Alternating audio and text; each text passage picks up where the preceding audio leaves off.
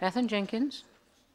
Diolch. It seems that we're experiencing a little bit of déjà vu here with these debates, with opposition parties bringing debates in what they know that the Assembly has certain, if limited, competence for in an attempt to eradicate child poverty. We've heard Eleanor Burnham already say that WAG are not working for the true benefit of the people of Wales.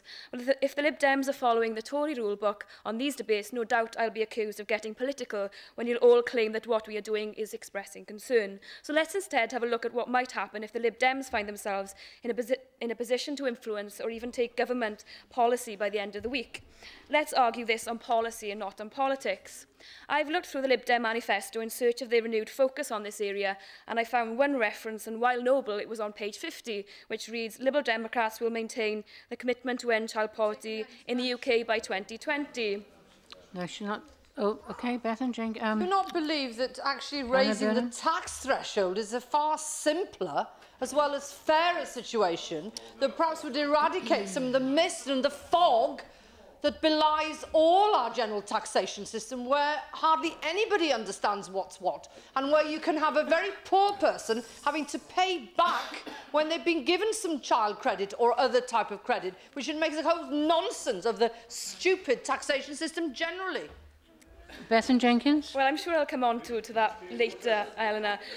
It appears that other people didn't have much luck in finding Lib Dem policy on this area as well, as journalists and charities found themselves referring back to previous Lib Dem research. Even there, they didn't find much. Lisa Harker, writing on the Child Poverty Action Group website, concluded, despite the Liberal Democrats' determination to present a distinctive strategy, their plans for tackling child poverty look overall remarkably similar to Labour's.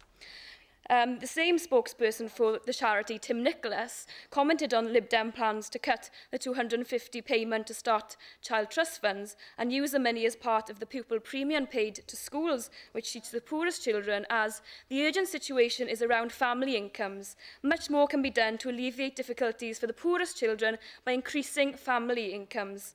That was reported in The Guardian. The newspaper's assessment of the party's anti-poverty measures concluded, the big aim is to make work pay, but this will miss the many children in workless families, 80% of whom are in poverty. Meanwhile, the IPPR has urged the Welsh Government not to follow any moves to cut the Child Trust Fund scheme that might be made in Westminster, as it fears a proposal to restrict it to the poorest one-third of families will threaten the Welsh Government's asset-backed approach to tackling child poverty.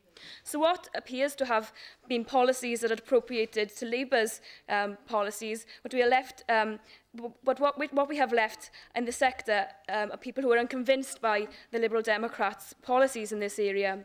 On devolved issues, I think the childcare is a massive concern still for the Welsh Government. I appreciate the development that Flying Start has made in many areas, but when I was doing street surgeries in Cornelly this week, we found that many Action for Children childcare facilities have had to close in those areas, and I was wondering what the Welsh Assembly Government would do in the prospect of this happening on a wider scale across Wales, where charities won't be able to fill the gaps, where Flying Start won't be taking part in the future. We're also hearing concerns about the duplication of schemes, as has been mentioned earlier, with Communities First. Many Communities First organisations that we met with as part of the Public Accounts Committee were taking the fact that Flying Start was happening in their area as one of their own child poverty targets, and not appreciating that they should be doing something different to what was happening on a government level. But let me return to my original point, and I'm sure you will know what I will say next. We can't make decisions that will make a real difference to child poverty in Wales here alone. Issues over taxation and benefits are not devolved, and if UK government ministers start to take the same stance as the Home Office in refusing to communicate with AMs on non-devolved issues, then our lobbying on behalf of constituents will again be stifled. I know that the current Deputy First Minister doesn't take kindly to references to the UK government responsibilities, as I have read from previous speeches, but I would like to ask whether he can sincerely tell us if we can reach those targets in Wales alone. If we can't reach those targets alone, if we can reach those targets alone here in Wales, then I appreciate that you can tell Plaid Cymru that we have no mandate whatsoever to be referring to UK government legislation. But until we know that the Welsh Assembly Government can reach those targets alone, I think I have the right to mention UK government responsibilities. But what I would would like to know from the Lib Dems, as I asked the Tories recently, is whether they would support some of what we would support if, in this new government in Westminster, we could support uprating the combined value of child tax credits and child benefits, increase adult payments within income support in line with those for children, and reform the administration of tax credits and benefits to ensure they provide the right amount to the right people at the right time. These are the points that are widely held as most urgent steps for the Westminster Government, and we must take these actions to ensure that we can reach the child poverty targets. Val Lloyd.